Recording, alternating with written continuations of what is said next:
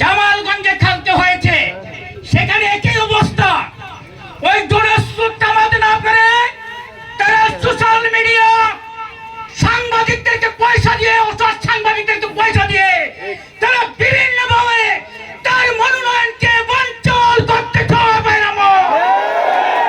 আমরা জনগণের ভালোবাসা, জনগণের মেসেজকে পৌঁছাতে চাই।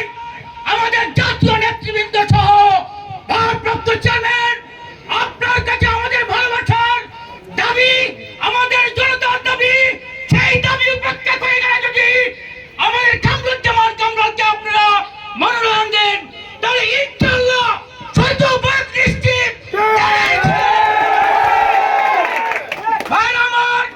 আপনারা কি আগামী দিন কামরুজ্জামান কামরুলকে মনোনয়ন হতে চান? সবাইকে ধন্যবাদ জানিয়ে আগামী দিনের প্রত্যেকটি প্রোগ্রামে সফল করার আহ্বান জানিয়ে আমার বক্তব্যকে শেষ করছি।